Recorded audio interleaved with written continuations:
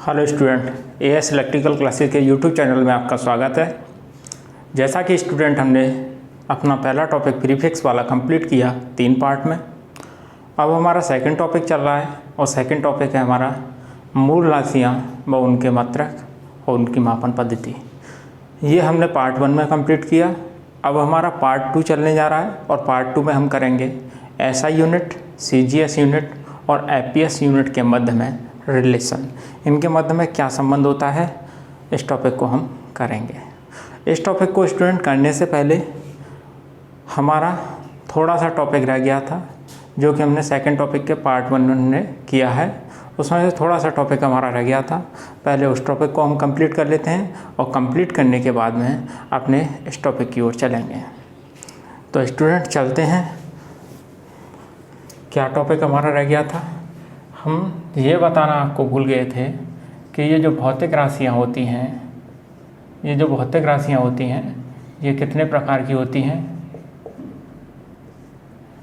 और इनकी डेफिनेशंस वगैरह बताना आपको हम भूल गए थे।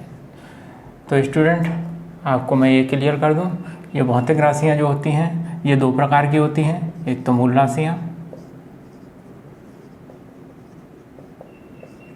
दूसरा व्युत्पन्न राशियाँ।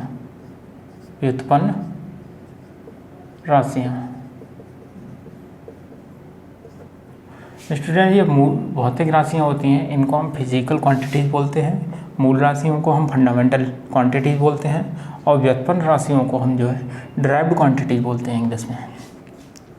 ये मूल राशियाँ क्या होती हैं? ये मूल राशियाँ वे राशियाँ होती हैं जो एक दूसरे से कैसी होती है, स्वतंत्र होती हैं।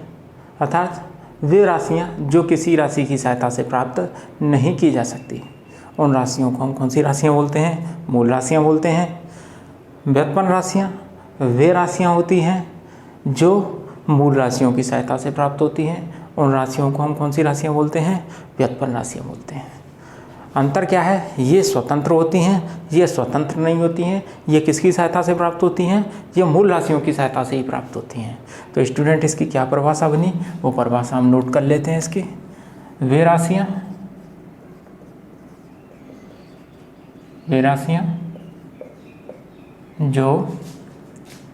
जो अन्य किसी राशि की सहायता से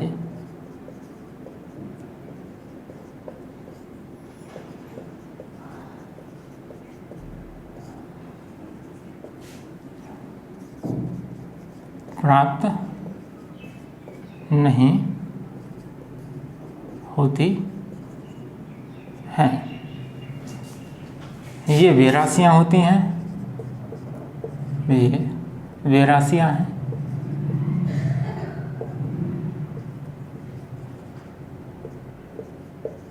जो किसकी सहायता से प्राप्त होती हैं? मूल राशियों की सहायता से। जो मूल राशियों की सहायता से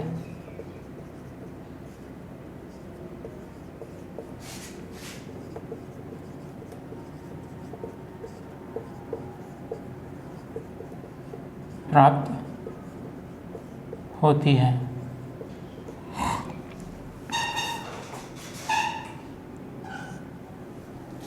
ये कौन कौन सी होती हैं? इनकी संख्या 7 होती है, निश्चित संख्या है इनकी कोई संख्या निश्चित नहीं होती है। ये 7 मूल राशियाँ कौन कौन सी हैं? नंबर 1 लंबाई, द्रव्यमान, समय, ताप, विद्युत धारा,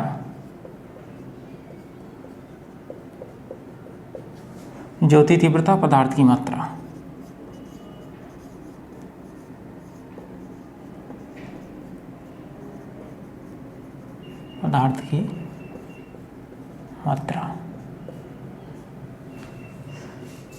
ये 7 राशियां हैं जिनको कि हम क्या बोलते हैं? मूल राशियां बोलते हैं। इसमें इनकी संख्या निश्चित नहीं है, बहुत सारी राशियां होती हैं जो कि किसकी सहायता से प्राप्त होती हैं? मूल राशियों की सहायता से प्राप्त होती हैं, जिनको कि व्युत्पन्न राशियां कहते हैं। व्युत्पन्न राशियों के उदाहरण जैसे वेग है, त्वरण है, बल है, कार्य है, शक्ति है, ETC। बहुत सारी राशियां हैं जिनकी संख्या निश्चित नहीं है। तो स्टूडेंट, ये राशि लंबाई किसी अन्य राशि की सहायता से प्राप्त नहीं हुई है, द्रव्यमान अन्य राशि की सहायता से प्राप्त नहीं है, समय, ताप, विद्युत धारा, ज्योति तीव्रता, पदार्थ की मात्रा, ये अन्य किसी राशि की सहायता से प्राप्त नहीं हुई हैं। तो ये राशियाँ कौन सी हैं? हमारी मूल राशियाँ हैं। ये वेग है, त्वरण है, बल है, कार्य है, शक्ति है। ये राशियाँ जो है हमारी कौन सी राशियाँ हैं? व्युत्पन्न राशियाँ हैं, जो कि किस राशि की सहायता से प्राप्त हुई हैं? मूल राशियों की सहायता से प्राप्त हुई हैं। अब जैसे हम वेग की बात करते हैं, वेग क्या होता है? वेग होता है विस्थापन परिवर्तन की दर को हम क्या कहते हैं? वेग कहते हैं। वेग को इंग्लिश में वेलोसिटी कहते हैं, और वेग का फॉर्मूला क्या हो गया? विस्थापन बट्टे समय। वेग का फॉर्मूला क्या हो जाता है? वेग को वेलोसिटी बोलते हैं, v से प्रदर्शित करते हैं, विस्थापन बट्टे समय। विस्थापन को इंग्लिश में डिस्प्लेसमेंट बोलते हैं, डिस्प्लेसमेंट बोले तो d से प्रदर्शित करते हैं, अपॉन क्या? समय। समय को बोलते हैं इंग्लिश में टाइम, और टाइम को हम t से प्रदर्शित करते हैं। तो v बराबर क्या होता है? d/t। विस्थापन परिवर्तन की दर को हम क्या कहते हैं? वेग कहते हैं। अब बात आती है ये विस्थापन क्या है? विस्थापन होता है दो बिंदुओं के बीच की न्यूनतम लंबवत दूरी, दो बिंदुओं के बीच की न्यूनतम लंबवत दूरी। अब जैसे एक पॉइंट ए मान लिया, एक पॉइंट ए मान लिया, दो पॉइंटों के बीच की ये डिस्टेंस है, ये वाली, इस डिस्टेंस को मैं क्या कहूँगा? विस्थापन कहूँगा। एक प्रकार से ये विस्थापन क्या है? लंबाई है। लंबाई की क्या है? ये माप है। तो ये लंबाई क्या है हमारी? लंबाई भी तो एक मूल राशि है, और ये समय भी क्या है? हमारी एक मूल राशि है। दो मूल राशियों की सहायता से हमें क्या मिली? वेग मिली, जो कि वेग क्या है? हमारी एक व्युत्पन्न राशि है। तो डेफिनेशन हमारी क्लियर हो गई। वे राशियाँ जो मूल राशियों की सहायता से प्राप्त होती हैं, हमें कौन सी राशि मिल जाती हैं? वो व्युत्पन्न राशि मिल जाती है। लंबाई ये क्या है? विस्थापन क्या है? ये लंबाई और ये समय। लंबाई और समय दो राशियों के डिवाइडेशन से हमें क्या मिला? वेग मिला। क्या मिला? दो राशियाँ ये कौन सी हैं हमारी? ये भी मूल राशि है, मूल राशि, और ये भी हमारी कैसी राशि है? मूल राशि।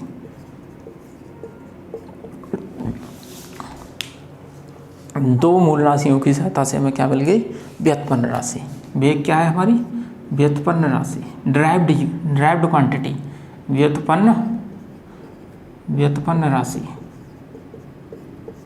वेग क्या है हमारी? व्युत्पन्न राशि। स्टूडेंट, ये क्लियर हो गया होगा आपको। अब बात आती है, इनको मेजर किस में किया जाएगा? मापेंगे किस में? लंबाई को हम किस में मापते हैं? लंबाई को हम यदि पैमाना ले लें तो मीटर में भी मेजर कर लेंगे, सेंटीमीटर में भी मेजर कर लेंगे, और फुट में भी मेजर कर लेंगे। लंबाई को किस किस में माप सकते हैं हम? जो है मीटर में भी, सेंटीमीटर में भी, फुट में भी मेजर कर सकते हैं। तो ये सेंटीमीटर, फुट, ये सब क्या है हमारे? जो है ये हमारे जो है मात्रक हैं। किसी राशि के परमाणु को क्या करते हैं? ये मापते हैं। ये बताते हैं कि ये लंबाई 1 मीटर है, या 2 मीटर है, या 3 मीटर है, या 10 मीटर है। ये क्या बताते हैं? इनके परमाणु को बताते हैं। जो किसी राशि के परमाणु को बताते हैं उसको हमको क्या कहते हैं? मात्रक कहते हैं। तो मात्रक की परिभाषा क्या बन गई स्टूडेंट? मात्रक। मात्रक बोलें या इकाई बोलें, जिसको कि इंग्लिश में हम क्या बोलते हैं? यूनिट। इसकी परिभाषा क्या बन गई? जो किसी राशि के परमाणु को माप दे, जो किसी राशि के परमाणु को माप दे, उसे हम क्या कहेंगे? मात्रक। जो किसी राशि के, किसी राशि या तो हमारी मूल राशि हो या व्युत्पन्न राशि हो, किसी राशि के परमाणु को इंग्लिश में बोलते हैं हम मैग्नीट्यूड,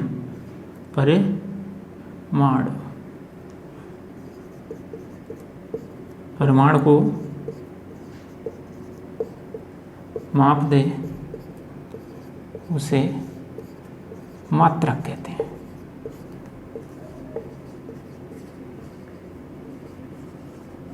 मात्रक कहते हैं। जैसे एग्जाम्पल,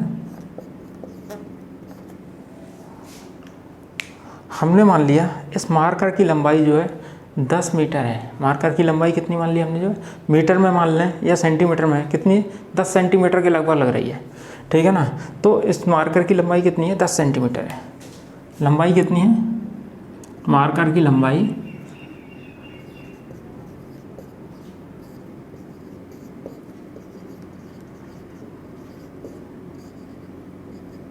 10 सेंटीमीटर।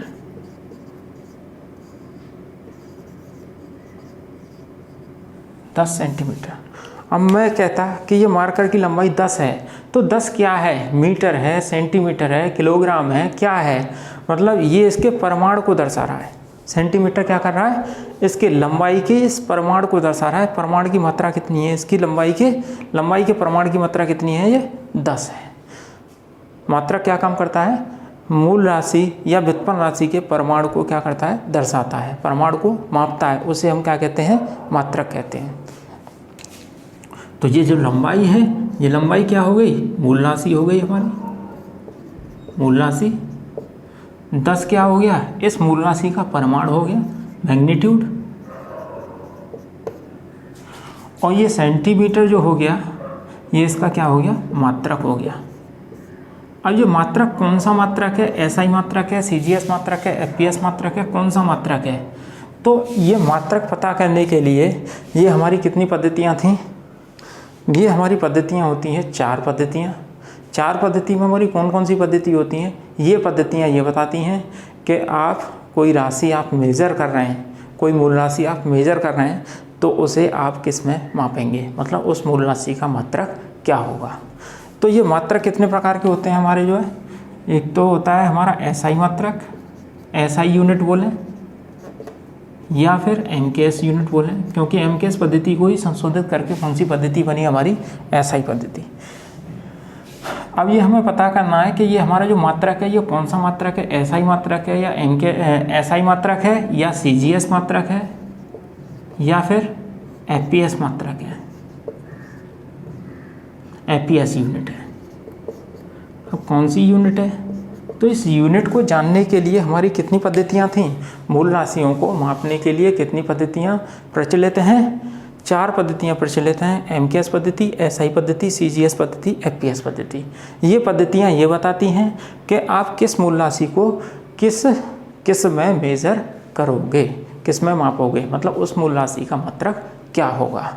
जैसे लंबाई को एमकेएस पद्धति के अकॉर्डिंग मेजर करते हैं, तो लंबाई का एमकेएस पद्धति के अकॉर्डिंग मात्रक होता है मीटर। तो ये मीटर कौन सी पद्धति के अकॉर्डिंग मात्रक है, एसआई पद्धति बोले या एमकेएस पद्धति के अकॉर्डिंग क्या बन जाता है, मीटर।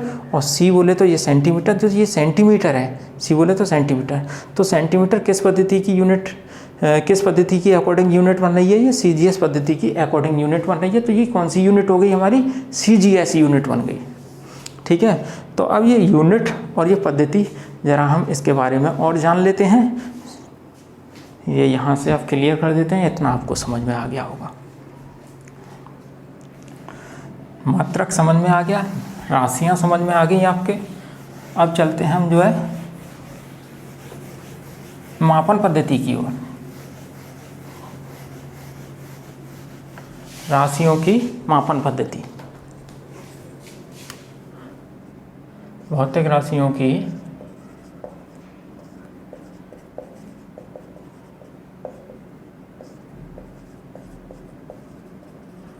मापन पद्धति। भौतिक राशियों की मापन पद्धति कितनी है आपकी, 4। कौन कौन सी है, नंबर 1 एमकेएस पद्धति,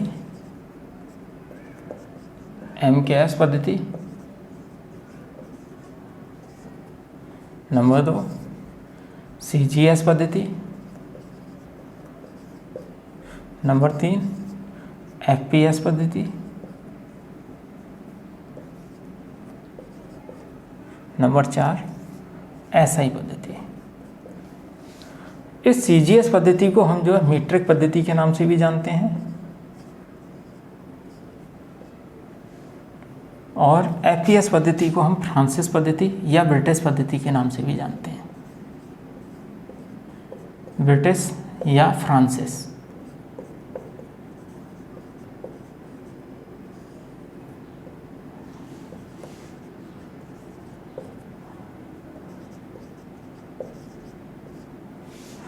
एसआई पद्धति जो है हमारी एमकेएस पद्धति का क्या है, संशोधित रूप है। एमकेएस पद्धति का संशोधित रूप।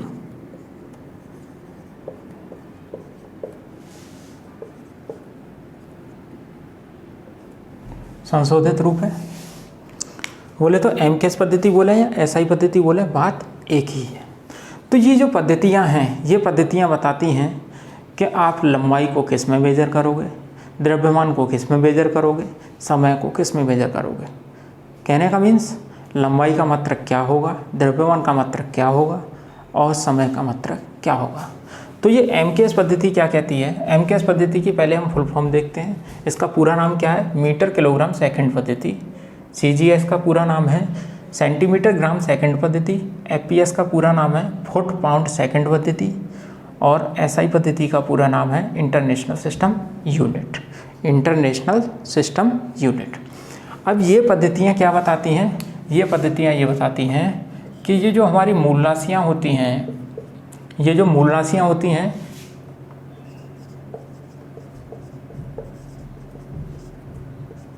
मूल राशियाँ होती हैं, मूल राशियाँ लंबाई, द्रव्यमान और ये समय, लंबाई, द्रव्यमान, समय। तो एमकेएस पद्धति ये कहती है कि आप लंबाई को, लंबाई जो मूल राशि है, तो लंबाई मूल राशि को एम फॉर मीटर में मेजर करोगे। एम का मतलब है मीटर, मीटर का सिंबल एम हो जाता है। लंबाई को आप मीटर में मेजर करोगे। और द्रव्यमान जो मूल राशि है उसको आप के फॉर किस में, किलोग्राम में, के फॉर किलोग्राम हो जाता है, किलोग्राम में मेजर करोगे। किलोग्राम को किससे प्रदर्शित कर देते हैं हम, जो है केजी से। एस फॉर क्या हो जाता है, सेकंड हो जाता है। एस फॉर सेकंड, मतलब समय को किस में, सेकंड में। सेकंड बोले तो एस। अब ऐसे ही ये पद्धति हमारी सीजीएस पद्धति क्या कहती है। सीजीएस पद्धति ये कहती है कि ये जो हमारी मूल राशि है, लंबाई, द्रव्यमान, समय, लंबाई को हम मेजर करेंगे किस में, सी फॉर सेंटीमीटर में। द्रव्यमान को हम किस में मेजर करेंगे, द्रव्यमान को जी फॉर ग्राम में। और एस फॉर क्या है, समय, समय को किस में, सेकंड में। सी फॉर सेंटीमीटर, लंबाई को किस में, सेंटीमीटर में। सेंटीमीटर को हम सीएम से प्रदर्शित कर देते हैं। जी फॉर ग्राम, द्रव्यमान को किस में, जी फॉर ग्राम को हम जी से प्रदर्शित कर देते हैं। और एस फॉर क्या हो गया, सेकंड, समय को किस में मेजर कर देंगे हम, सेकंड में। एफपीएस पद्धति क्या कहती है, एफपीएस कहती है एफ फॉर क्या हो जाता है, फुट, लंबाई को हम फुट में मेजर करेंगे। फुट का सिंबल हो जाता है एफटी।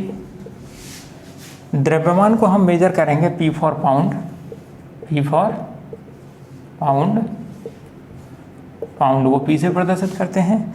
एस फॉर सेकेंड, समय को मेजर करेंगे सेकेंड में। अब ये एसआई पद्धति क्या कहती है, एसआई पद्धति किस पद्धति का संशोधित रूप है, एमकेएस पद्धति का संशोधित रूप है। अब एसआई पद्धति के अकॉर्डिंग कितनी मूल राशियाँ हैं, 7 मूल राशियाँ हैं। 7 मूल राशियाँ कौन कौन सी हैं हमारी, लंबाई, द्रव्यमान, समय, 3 तो यही हैं। ताप, वैद्युत धारा, ज्योति तीव्रता, पदार्थ की मात्रा, 4 राशियाँ ये, 3 राशियाँ ये, टोटल मिला के 7 राशियाँ। एसआई पद्धति में कितनी राशियाँ हैं, 7 राशियाँ।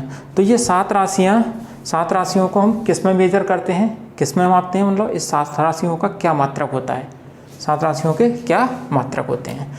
तो हम देखते हैं सबसे पहले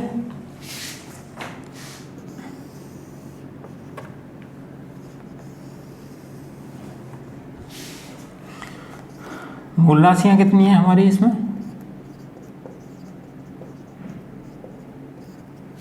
मूल राशियाँ और इनके जो है मात्रक, इनके मात्रक को हम क्या बोल देंगे, मूल मात्रक। मूल राशियों के मात्रक को हम मूल मात्रक बोल देते हैं। मूल राशियाँ इंग्लिश में फंडामेंटल क्वांटिटीज। मूल मात्रक बोले तो फंडामेंटल यूनिट।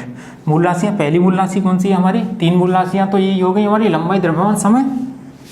पहली लंबाई, लंबाई को इंग्लिश में लेंथ बोलते हैं, एल से प्रदर्शित करते हैं। दूसरा द्रव्यमान,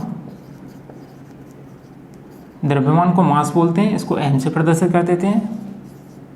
समय, समय को इंग्लिश में टाइम बोलते हैं, टी से प्रदर्शित करते हैं। ताप, ताप को इंग्लिश में टेम्परेचर बोलते हैं, टी से प्रदर्शित करते हैं।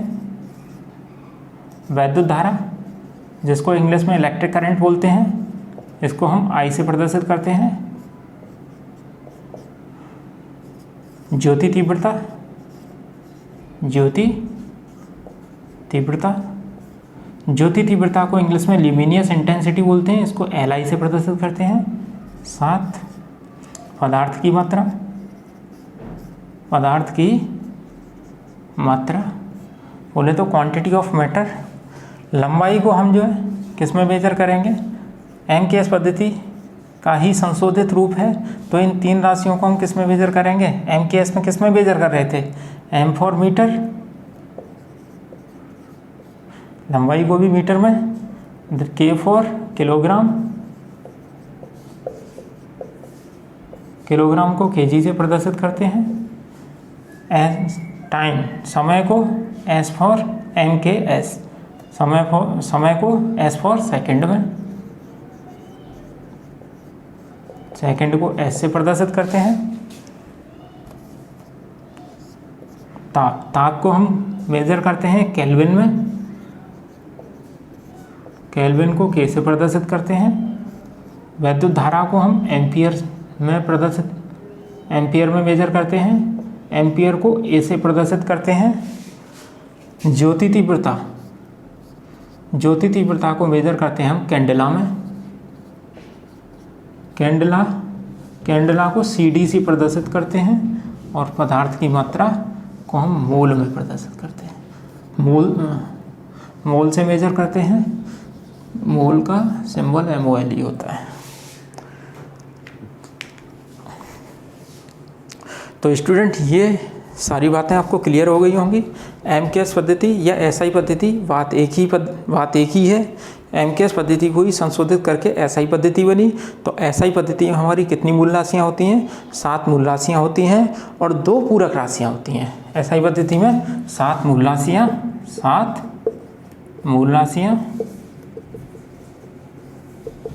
व 2 पूरक राशियाँ, 2 पूरक राशियाँ होती हैं। 2 पूरक राशियाँ कौन कौन सी होती हैं? 7 मूल राशियाँ तो हमारी ये हो गई, लंबाई, द्रव्यमान, समय, ताप, वैद्युत धारा, ज्योति तीव्रता, पदार्थ की मात्रा। इनके मूल मात्रक क्या हो गए? मूल मात्रक मैंने लिख दिए। इनको किससे प्रदर्शित करते हैं वो भी मैंने आपको बता दिया। 7 मूल राशियों की कहानी हो गई ख़त्म, इनके मात्रक भी खत्म हो, मात्रकों की कहानी खत्म। अब चलते हैं हम किस पे? 2 पूरक राशियों की ओर। 2 पूरक राशियाँ हमारी कौन कौन सी होती हैं? एक तो समतल कोण होता है और एक घन कोण। ये 2 हमारी कौन सी राशियाँ हैं? पूरक राशियाँ। इनको भी जान लेते हैं। पहली पूरक राशि कौन सी है हमारी? 2 पूरक राशियों के बारे में जानते हैं। पहली पूरक राशि हमारी समतल कोण, समतल कोण।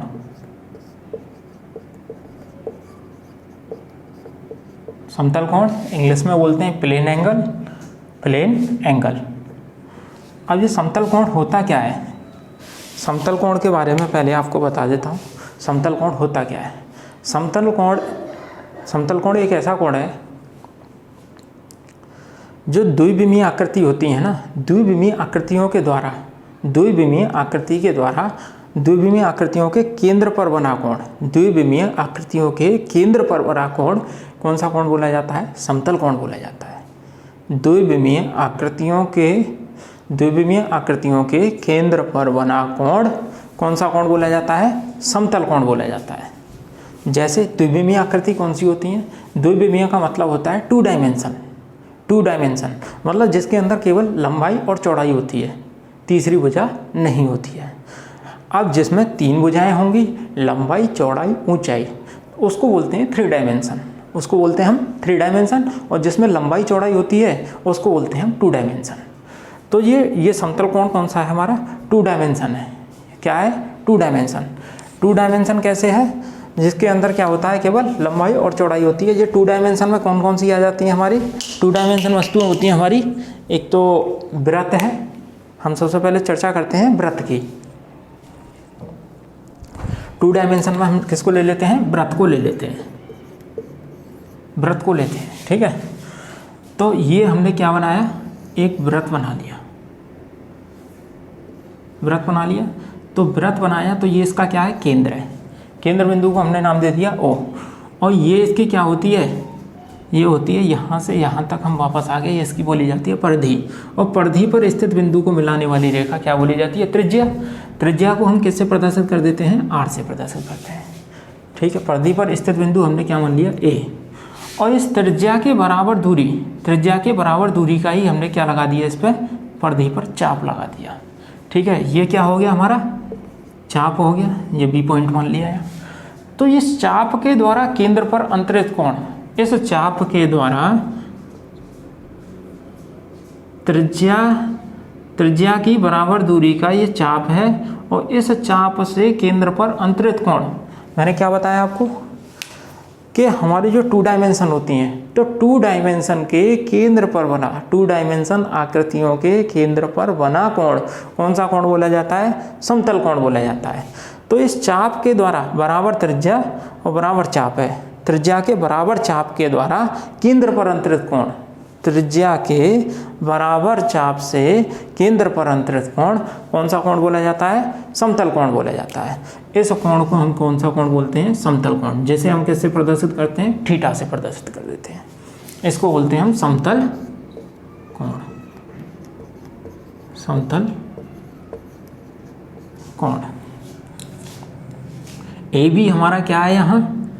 ए बी इज इक्वल टू क्या है यहाँ? चाप, जिसको इंग्लिश में हम क्या बोलते हैं? आर्क, चाप, आर्क। और ओ ए हमारा क्या है यहाँ? त्रिज्या है। त्रिज्या को हम आर से प्रदर्शित करते हैं। तो ये चाप के द्वारा केंद्र पर अंतरित कोण कौन सा कोण बोला जाता है? समतल कोण बोला जाता है। तो इसका फॉर्मूला क्या बन गया? कोण बराबर क्या बन गया फॉर्मूला इसका? चाप बट्टे त्रिज्या, चाप बट्टे त्रिज्या। तो स्टूडेंट, इसका जो मात्रक होता है वो क्या होता है? वैसे ये डायमेंशनलेस है, क्योंकि चाप को आप, चाप क्या है? एक प्रकार की हमारी लंबाई है, और त्रिज्या भी क्या है? लंबाई है। तो लंबाई दोनों लंबाई को आप किस में मेजर करोगे? लंबाई को आप मेजर करोगे MKS की अकॉर्डिंग मेजर कर लो तो आप मीटर में मेजर करोगे, त्रिज्या को भी मीटर में और चाप को भी मीटर में। तो मीटर से मीटर क्या हो जाएगा? कैंसिल हो जाएगा। तो ये जो कोण हमारी एक राशि है ये डायमेंशनलेस है, इसकी कोई विमा नहीं होती है। फिर भी इसका मात्रक क्या होता है? मात्रक होता है इसका रेडियन, रेडियन। इसका मात्रक क्या होता है? रेडियन होता है। अब स्टूडेंट हम चर्चा कर लेते हैं घनकोण की ओर।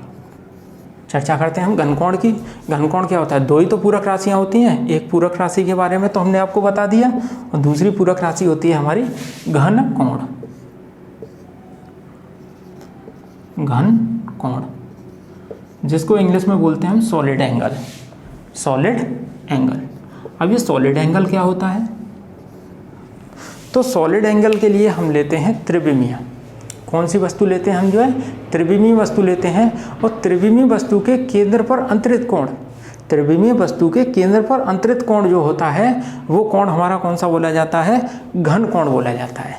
जैसे कि हम एक ले लेते हैं हम गोला, जिसको इंग्लिश में बोलते हैं स्फीयर। तो स्फीयर के अंदर बिल्कुल सेंटर में पहुँचे हम जो है, यदि सेंटर में हमने अपनी आँख रखी तो आँख रखने पर उसकी कितनी सतह को आँख हमारी देख पा रही है, ठीक है ना? वो जितनी सतह को देख पा रही है तो उस सतह के द्वारा केंद्र पर बना कोण जो है वो कोण कौन सा कोण बोला जाएगा? घन कोण बोला जाएगा। क्लियर? तो क्या किया हमने जो है, तो ये 3 डायमेंशन होती है, तो 3 डायमेंशन में हमने क्या ले लिया? गोला ले लिया। क्या लिया? गोला। गोला हमारी 3 डायमेंशन वस्तु है, क्योंकि इसके अंदर जो है लंबाई चौड़ाई ऊंचाई तीनों चीज़ें होती हैं। और वृत्त के अंदर क्या होती है, केवल जो है 2 ही भुजाएं होती हैं। दोनों मतलब जो है लंबाई और चौड़ाई बोली जाए तो क्या काम करेगी, इसमें जो है त्रिज्या ही काम करेगी। तो ये घनकोण है। तो घनकोण में क्या लिया हमने, गोला लिया, ठीक है। अब ये गोले को तो हम वैसे बना तो नहीं सकते हैं, पर फिर भी एक बार मतलब इसको जो है हम डिज़ाइन कर लेते हैं। ये क्या है हमारा, ये गोला है। तो ये गोले का ये क्या है, केंद्र है। गोले का ये क्या है, केंद्र है। तो इस केंद्र से हमारी ये क्या है, यहाँ आँख है, हमारी आँख है यहाँ। तो आँख के द्वारा इसका कितना पृष्ठ हमारी आँख जो है इसका कितना भाग देख पा रही है। हम मान के चलते हैं कि इतना भाग इस आँख ने हमारी ने इसके पृष्ठ को देखा। कितना पृष्ठ देखा इसकी हमारी आँख ने जो है इस गोले का कितना पृष्ठ देखा, इतना पृष्ठ देखा। तो इतने पृष्ठ के द्वारा हमारी आँख पर जो बना कोण है, इतने पृष्ठ के द्वारा हमारी आँख पर जो बना कोण है, ये कोण कौन सा कोण बोला जाएगा, हमारा घन कोण बोला जाएगा। हमारी आँख के द्वारा गोले की कितनी सतह देखी जा रही है, ठीक है ना, उस कोण को हम कौन सा कोण बोलते हैं, घन कोण बोलते हैं। डायग्राम क्लियर बना देते हैं इसका।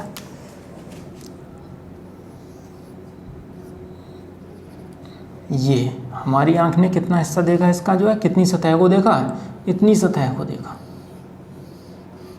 तो ये जो कोण बना, इसी कोण को हम क्या बोलते हैं, घन कोण। इस कोण को बोलते हैं हम घन कोण। तो स्टूडेंट घन कोण का फॉर्मूला क्या बन जाता है, तो घन कोण बराबर हो जाता है, ये कितना एरिया देखा है, एरिया बट्टे त्रिज्या का स्क्वायर, एरिया अपॉन त्रिज्या का स्क्वायर, एरिया अपॉन रेडियस का स्क्वायर। तो घन कोण का फॉर्मूला क्या बन गया, घन कोण बराबर हो जाता है, कितना सरफेस एरिया देखा है इसने, जो है गोले का कितना सरफेस एरिया इसने कैच किया, कितना देखा, उसका एरिया अपॉन रेडियस का स्क्वायर। ये इसका घन कोण का क्या आ जाता है, फॉर्मूला आ जाता है। तो स्टूडेंट और भी तरीके से हम देख सकते हैं इसको, जो है कैसे, जैसे कि हमने क्या ले लिया, एक बल्ब ले लिया, ठीक है। और बल्ब की जब स्प्रिंग उसमें करंट देते हैं तो करंट देने पर उसकी स्प्रिंग जलने लगती है और प्रकाश देने लगती है। तो वो प्रकाश जो है उस गोले के, कांच के गोले के चारों तरफ फैल जाता है, चारों तरफ फैल जाता है। तो वो चारों तरफ जो फैल जाता है तो वो कितने डिग्री का कोण बनाता है, चारों तरफ फैल जाएगा। तो चारों तरफ फैलने पे कितने डिग्री का, चारों तरफ फैलने का मतलब क्या है कि इसके पूरे सरफेस को ढक लेगा, पूरे सरफेस को क्या कर लेगा, ढक लेगा। तो पूरा सरफेस क्या होता है गोले का पूरा सरफेस क्या होता है, सरफेस का एरिया जो होता है 4 पाई आर स्क्वायर होता है। क्या होता है, 4 पाई आर स्क्वायर। यहाँ क्या रख देंगे एक ही जगह पे, 4 पाई आर स्क्वायर, और नीचे भी क्या है हमारा आर स्क्वायर। तो आर स्क्वायर से आर स्क्वायर कैंसिल हो गया, तो कितना आ गया हमारा 4 पाई। तो मैक्सिमम कोण कितने डिग्री का बनेगा, मैक्सिमम कोण कितना बनेगा हमारा 4 पाई बनेगा, 4 पाई। और इसका जो मात्रक होता है क्या होता है, स्टेरेडियन। क्या होता है मात्रक, स्टेरेडियन, 4 पाई स्टेरेडियन,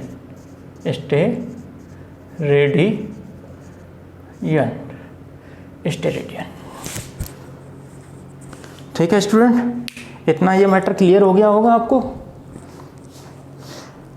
अब स्टूडेंट अपने टॉपिक की ओर चलेंगे। टॉपिक हमारा क्या है, MKS, SI unit, CGS unit व एपीएस यूनिट के मध्य में क्या है संबंध, इसको हम जानेंगे। तो स्टूडेंट इसे यहाँ से हम क्लियर कर देते हैं। आपको ये बातें समझ में आई होंगी, समतल कोण समझ में आ गया, घन कोण समझ में आ गया। और समतल कोण के लिए आप एक चीज़ और नोट कर लें, समतल कोण में क्या होता है, हम जानते हैं कि पाई रेडियन, रेडियन का और डिग्री का संबंध होता है। और ये रेडियन और डिग्री का संबंध आप किस में जानेंगे, एसी सर्किट में।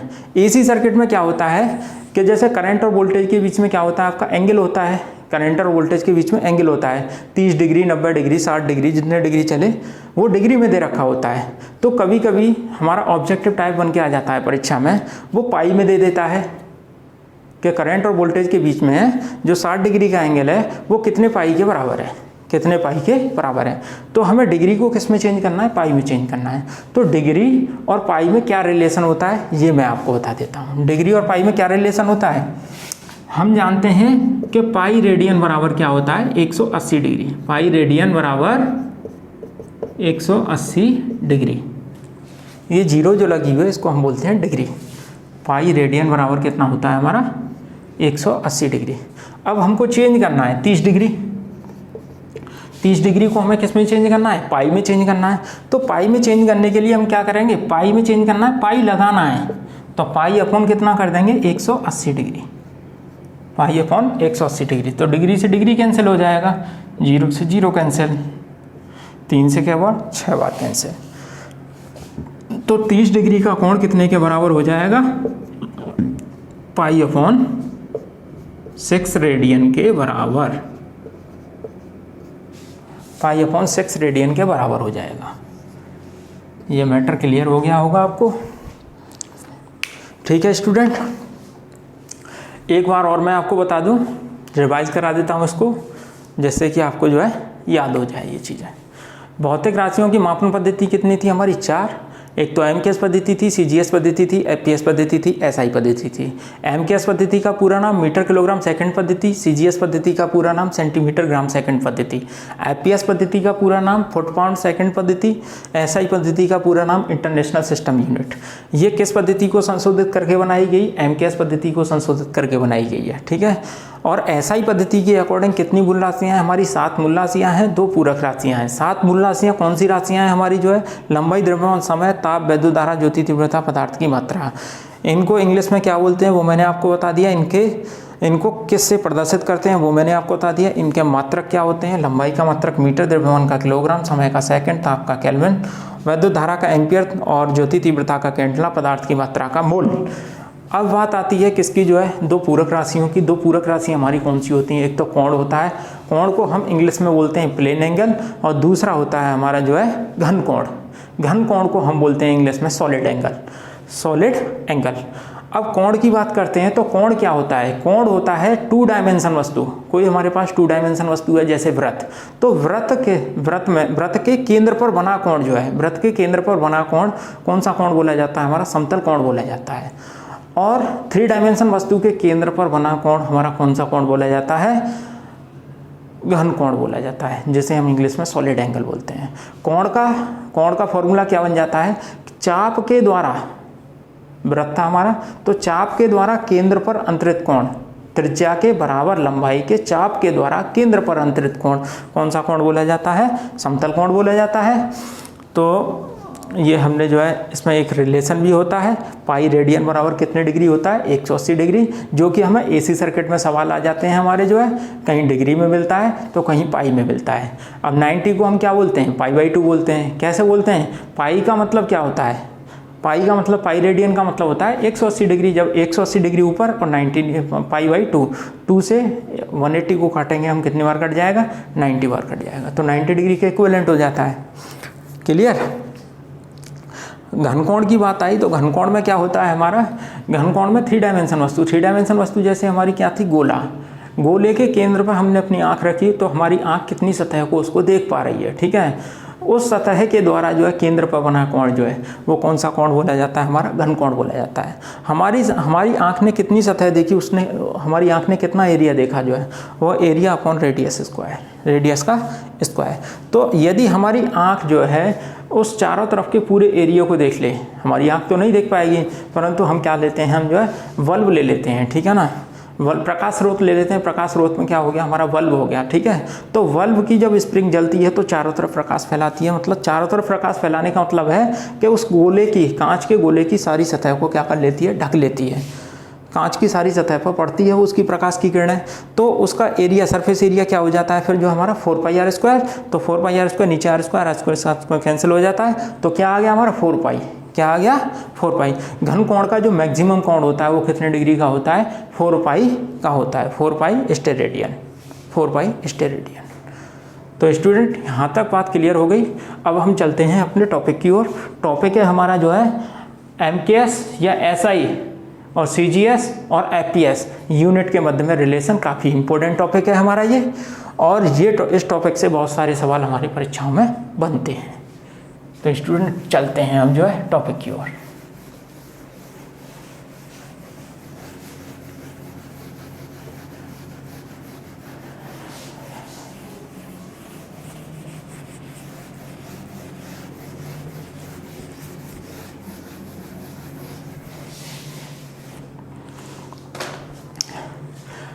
MKS unit, CGS unit, FPS unit के मध्य में संबंध को हमें देखना है।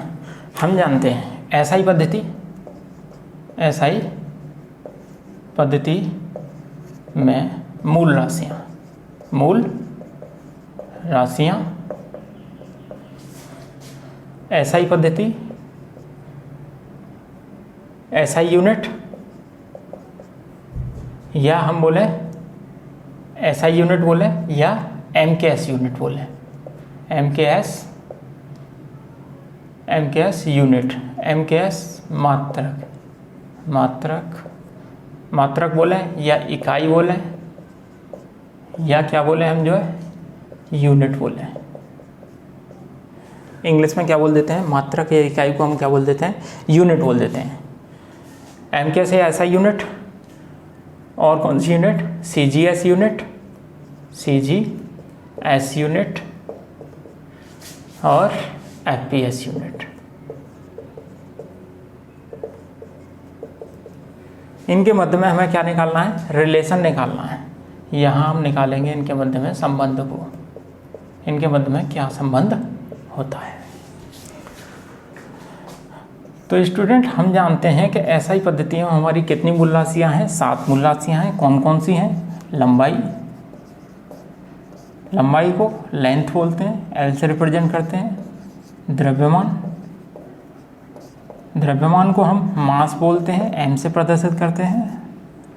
समय को टाइम बोलते हैं, T से प्रदर्शित करते हैं। ताप को इंग्लिश में टेम्परेचर बोलते हैं, T से प्रदर्शित करते हैं। वैद्युत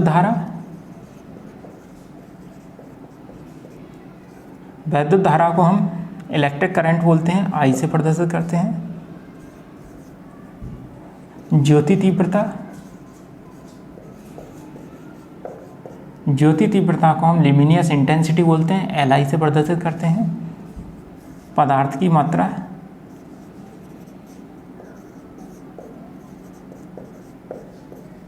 जिसको हम बोलते हैं इंग्लिश में क्वांटिटी ऑफ मैटर।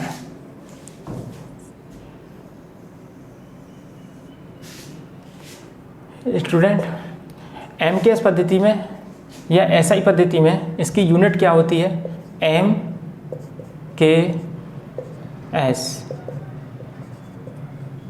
MKS की फुल फॉर्म क्या थी, मीटर किलोग्राम सेकंड। तो MKS में लंबाई का मात्रा क्या होता था, M फॉर मीटर को M से प्रदर्शित करते हैं, K फॉर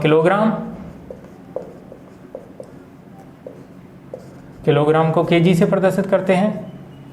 S फॉर क्या होता था, सेकंड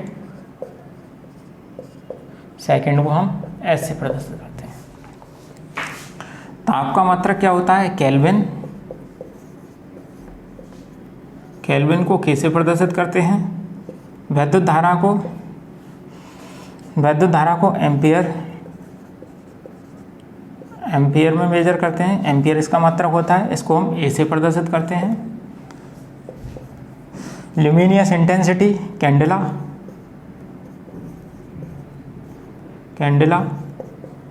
को CD से प्रदर्शित करते हैं। पदार्थ की मात्रा क्या होती है, मोल।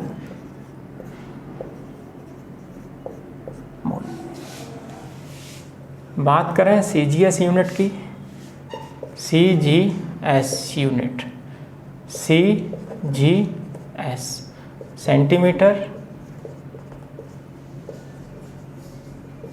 सेंटीमीटर को cm से प्रदर्शित करते हैं। G फॉर ग्राम को G से प्रदर्शित करते हैं। S फॉर सेकंड को S से प्रदर्शित करते हैं। ताप का CGS पद्धति में मात्रक होता है केल्विन, जैसे समय का मात्रक सभी पद्धति में समान होता है, ऐसे ही ताप का मात्रक भी सभी पद्धतियों में क्या होता है, समान होता है, केल्विन। केल्विन को कैसे प्रदर्शित करते हैं? सीजीएस पद्धति के अंतर्गत धारा का जो मात्रक होता है वो वायोट होता है। वायोट, वायोट को इंग्लिश में बोलते हैं हम VIOT, वायोट। वायोट को VI से प्रदर्शित करते हैं हम। कैंडेला का सीजीएस पद्धति में मात्रक नहीं होता है, ना ही इसका मात्रक होता है। बात आती है एफपीएस पद्धति की ओर। एफपीएस पद्धति में लंबाई का मात्रक होता है FPS। लंबाई का मात्रक होता है फुट। फुट को FT से प्रदर्शित करते हैं। P फॉर पाउंड, पाउंड को P से प्रदर्शित करते हैं। S फॉर सेकेंड, समय का मात्रक क्या हो जाता है, सेकेंड। सेकेंड को S से प्रदर्शित करते हैं। इसमें भी इसका मात्रक क्या होता है, केल्विन। इसमें इसका मात्रक नहीं होता है। एफपीएस पद्धति में एम्पियर का मात्रक नहीं होता है, ना ही कैंडेला इसका मात्रक होता है। पदार्थ की मात्रा का कोई मात्रक नहीं होता है एफपीएस पद्धति में, ना ही ज्योति तीव्रता का कोई मात्रक होता है एफपीएस पद्धति में। अब स्टूडेंट बात आ जाती है इसके रिलेशन की। एक बात और मैं इसमें बता दूं आपको कि ये जो कैंडेला है एसआई पद्धति में इसका मात्रक है कैंडेला, इसका जो नया मात्रक है ये कौन सा मात्रक है, इसका नया। और कैंडल शक्ति इसका जो है पुराना मात्रक है। कैंडल शक्ति इसका कौन सा मात्रक है, ये पुराना मात्रक है। ये इसका पुराना मात्रक है। और स्टूडेंट ये केल्विन जो है ताप का मात्रक है, ये इसका नया मात्रक है। और डिग्री सेल्सियस जो है इसका पुराना मात्रक है, डिग्री सेल्सियस।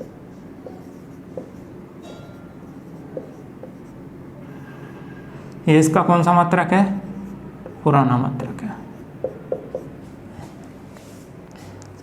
ये स्टूडेंट हमको पता होना चाहिए कि इसका नया मात्रक क्या है, पुराना मात्रक क्या है, कभी हमको कंफ्यूज नहीं होगा। तो ये यहाँ तक कहानी आपकी क्लियर हो गई। अब हम देखते हैं इसके मध्य में क्या संबंध को देखते हैं। संबंध हम कैसे निकालें इसमें, लंबाई को मीटर में मेजर करते हैं तो मीटर, सेंटीमीटर और फुट, इन तीनों में आपस में क्या रिलेशन होता है। हम जानते हैं कि 1 मीटर बराबर कितना होता है, 100 सेंटीमीटर होता है। 1 मीटर बराबर 100 सेंटीमीटर होता है। और फुट की बात करें तो फुट कितना होता है आपका 3.3 फुट। 1 मीटर में कितना फुट हो जाता है, 3.3 फुट हो जाता है।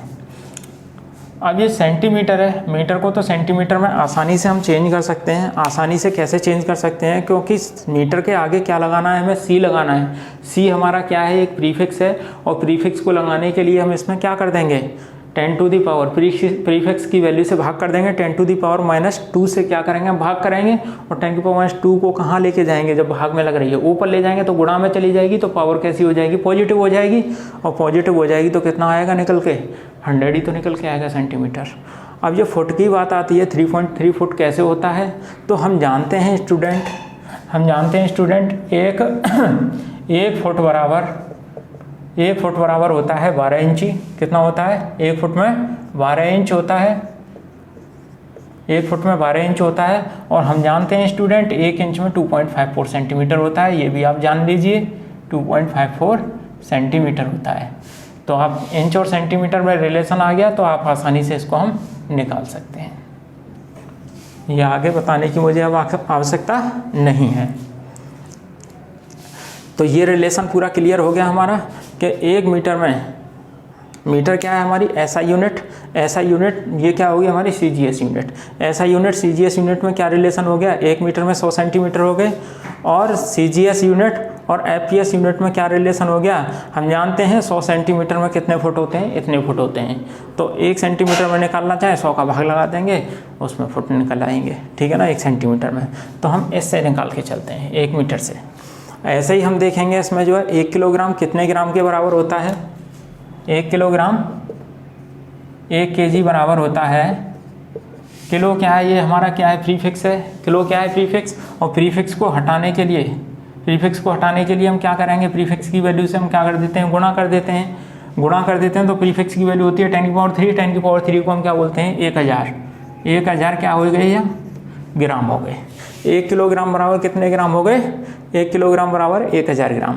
तो ये किस किस के मध्य में रिलेशन आ गया हमारा, SI और SI पद्धति बोले या MKS पद्धति और किसी CGS पद्धति के मध्य में रिलेशन आ गया। और पाउंड की बात करें, 1 किलो में कितने पाउंड होते हैं, 2.2 पाउंड होते हैं, 2.2 पाउंड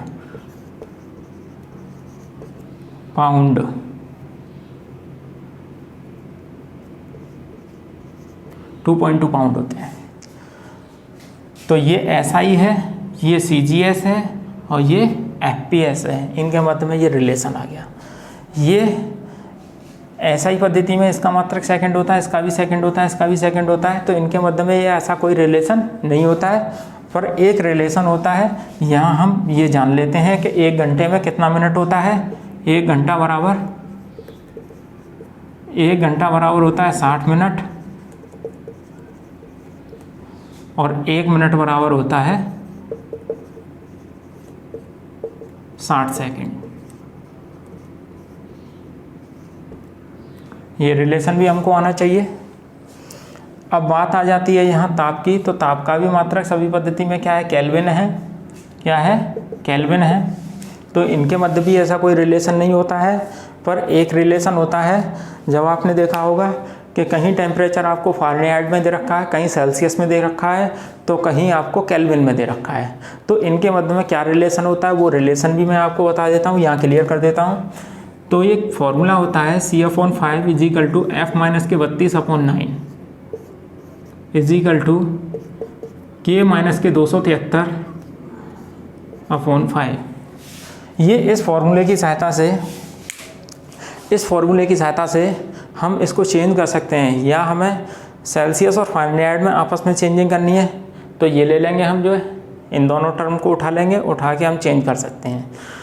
अब हमें सेल्सियस और केल्विन में चेंज करना है, तो सेल्सियस को केल्विन को उठाएंगे तो हम जो है किस में, सेल्सियस को केल्विन में चेंज कर सकते हैं, केल्विन को सेल्सियस में चेंज कर सकते हैं। जैसे कि एग्जांपल मैं आपको दे दूं, हमारे जो रेजिस्टेंस होते हैं, रजिस्टिविटी होती है, वो 20 डिग्री सेल्सियस पे होती है। कितने डिग्री पे होती है, 20 डिग्री सेल्सियस पे होती है। रूम टेम्परेचर की बात करें, रूम टेम्परेचर हमारा कितना होता है, 20 से 25 डिग्री के बीच में होता है। 20 से 25 डिग्री के बीच में होता है। तो ये 20 से 25 डिग्री के बीच में होता है। यदि 20 डिग्री को हमें केल्विन में चेंज करना हो तो वो केल्विन कितने के इक्विवेलेंट हो जाएगा, हम इन दोनों को उठाएंगे, C/5 इजिकल टू क्या उठाएंगे, K माइनस के 273। 5 से 5 कैंसिल हो जाएगा तो 273 माइनस का इधर आ जाएगा, तो K बराबर कितना हो जाएगा, C प्लस के 273। मतलब जो सेल्सियस वाली वैल्यू है उसमें कितना जोड़ देंगे हम, जो है 273 ऐड कर देंगे। हमारे कितना सेल्सियस था, हमें निकालना था 20 डिग्री सेल्सियस को कितना, केल्विन में। 20 डिग्री सेल्सियस को हमें 20 डिग्री सेल्सियस को निकालना है। चलो 20 डिग्री सेल्सियस को ही निकालते हैं हम, जो है 20 डिग्री सेल्सियस को किस में चेंज कर रहे हैं हम, जो है केल्विन में। तो 20 डिग्री प्लस 273 डिग्री, इन दोनों को जोड़ेंगे तो कितना आ गया हमारा, 307 और 3 10, 7 और 2 10, 300 केल्विन, 300 डिग्री केल्विन। कितना आ जाएगा ये, केल्विन में कितना हो गया ये, 300 डिग्री केल्विन। अब बात आती है स्टूडेंट जो है एम्पियर और वाट की। एम्पियर और वाट में क्या रिलेशन होता है, हम जानते हैं 1 एम्पियर बराबर होता है 10 की पावर -1 वाट। 1 एम्पियर बराबर क्या होता है, 10 की पावर -1 वाट। और हम बात करें कैंडला की, तो कैंडला का क्या होता है, कैंडला क्या है, कैंडला के बारे में आप जानें, कैंडला क्या है। तो कैंडला क्या होता है कि किसी प्रकाश स्रोत से चलने वाले फ्लक्स की मात्रा और वो फ्लक्स जो है किस पे, एकांक क्षेत्रफल पे पड़ रहा हो, किस पे, मतलब एकांक घनकोण से चलने वाले फ्लक्स की मात्रा को हम क्या कहते हैं, कैंडेला कहते हैं। क्या कहा मैंने, ये हमारा क्या था, ये हमारा प्रकाश स्रोत था, बल्ब था, और बल्ब से ये प्रकाश हमारा किस पे पड़ रहा है, ये यहाँ पड़ रहा है। बल्ब से ये प्रकाश की किरणें चल रही हैं, एकांक क्षेत्रफल पर पड़ रहे, मतलब एकांक घनकोण, ये घनकोण ही तो है आपका, इसको मैंने क्या बताया आपको, घनकोण बताया। ये क्या है, घनकोण। एकांक घनकोण से चलने वाले फ्लक्स की मात्रा क्या बोली जाती है, कैंडेला। क्या बोली जाती है, कैंडेला। तो एक कैंडेला बराबर क्या हो जाता है, एक कैंडेला बराबर हो जाता है, कितना फ्लक्स चल रहा है, फ्लक्स को हम मेजर करते हैं किसमें, ल्यूमेन में, ल्यूमेन बट्टे स्टेरेडियन। ये घनकोण का मतलब क्या होता है, स्टेरेडियन, स्टेरेडियन। एक कैंडेला बराबर हो जाता है। अब हम बात करें किसकी, मोल की, तो हम जानते हैं एक मोल बराबर होता है 6.023 इंटू 10⁻23 कण। ये ल्यूमेन क्या होता है, ल्यूमेन होता है प्रकाश स्रोत से चलने वाली प्रकाश की टोटल किरणों की मात्रा, प्रकाश की टोटल किरणों की मात्रा को हम क्या कहते हैं, फ्लक्स कहते हैं। और फ्लक्स को किस में मेजर करते हैं, हम ल्यूमेन में मेजर करते हैं। स्टेरेडियन क्या होता है, घनकोण का मात्रक होता है। तो इन दोनों के अनुपात को हम क्या कह देते हैं, कैंडेला कह देते हैं। ठीक है स्टूडेंट, ये यहाँ तक का हमारा ये टॉपिक था, ये पूरा हमारा टॉपिक फिनिश हो गया यहाँ तक का। और कल हम अपनी नेक्स्ट वीडियो में हम देखेंगे व्युत्पन्न राशियाँ कैसे बनाते हैं फॉर्मूले के द्वारा, और उनके मात्रक हम कैसे बनाते हैं, उनकी परिभाषा हम फॉर्मूले से ही कैसे बनाते हैं, ये हम देखेंगे। ठीक है स्टूडेंट, आज के लिए इतना ही काफ़ी है। हमारी वीडियो अच्छी लगी हो तो लाइक करें, शेयर करें, सब्सक्राइब करें। Thank you.